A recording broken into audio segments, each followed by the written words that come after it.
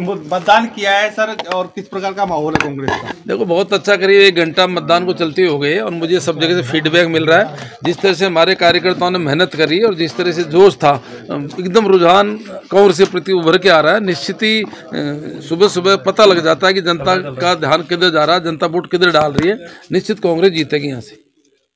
Sir, सामने BJP मुख्यमंत्री भी कई दौरे हुए यहाँ पर लगातार, और किरोड़ी लाल मीणा के भाई मैदान पे है। किस प्रकार का मुकाबला है? देखो, हम 36 कौम के लोगों को साथ में लेकर के चलते हैं ना। हमने, हमारी सरकार जब 5 साल थी, जनहित के हमने बहुत जबरदस्त कार्य किए थे, विकास के कार्य किए थे, जन कल्याणकारी योजना हमने लागू की थी।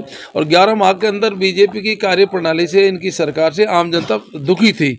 और हमारा जो प्रत्याशी था, जो एक डेलीगेटेड कांग्रेस का प्रत्याशी था, लोकल था, और जिसको प्रत्येक व्यक्ति को संपर्क में था, मैं समझता हूँ कि पूरी जनता का झुकाव हमारे प्रत्याशी तरफ, कांग्रेस की तरफ है। सर, आप 32,000 वोट से जीते थे, अब क्या प्लान है? क्या आपके पूरा राजनीतिक विश्लेषण क्या कहता है?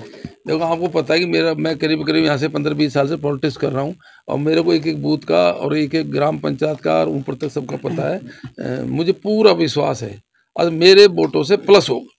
मुरारलाल जी, लंबा कार्यकाल आपका दौसा का रहा है, अधिकांश काम दौसा विधानसभा के हो चुके, क्या मुद्दे रहे इस बार? ऐसा, जो लोकल डेवलपमेंट काम थे करीब करीब हमारे अधिकतर हो गए।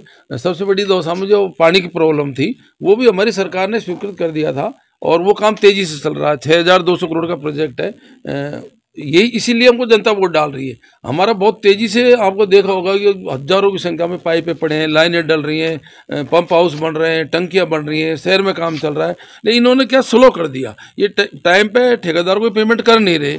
इस और कई ऐसे कारण हैं जिनकी वजह से वो काम स्लो हो गया। दिसंबर 24 तक ईसरदा प्रोजेक्ट पूरा होना था, लेकिन दिसंबर 24 आ गया, 1 महीना बकाया। मेरे को नहीं लगता अगर अभी दिसंबर 24 तक ये काम पूरा हो। इसी वजह से तो जनता इनसे परेशान है कि इन्होंने हमारे कामों को या तो स्लो किया है और या बंद किया है। इसलिए जनता कांग्रेस के पक्ष में मतदान करेगी। इस चुनाव में सबसे महत्वपूर्ण बात जनरल मतदाता है और ओबीसी मतदाता है, वो किस तरह? देखो, हम जातिगत राजनीति बिल्कुल नहीं करते हैं। ये बीजेपी का काम है जातिगत राजनीति करना और धर्म की राजनीति करना। 36 कौम को, सभी धर्मों को साथ में लेके चलने वाले हम लोग हैं, और मैं समझता हूँ कि 36 कौम ही डीसी को वोट डाल रही है, 36 कौम ही मेरे को वोट डालती है। यही तो कारण है कि शहरी क्षेत्र में मैं हमेशा चुनाव जीतता हूँ। मैं दौसा जिला मुख्यालय, जहाँ पर ज़्यादातर कमज़ोर रहते हैं हम लोग, वहाँ चुनाव जीतता हूँ। सैंतल है, हमारा लवाण कस्बा है, नांगल कस्बा है, हमारे 4-5 कस्बा हमेशा चुनाव जीतते हैं। अभी भारी बहुमत से जीतेंगे हम। मुरारलाल जी, 7 आप तो बड़े लीडर हो गए, लोकसभा 2 बार मंत्री रहे, अब लोकसभा में है। 7 सीटों पर उपचुनाव हो रहे हैं, 4 कांग्रेस की रही है लगातार, और चारों से लोकसभा के सांसद भी कांग्रेस के बने हैं।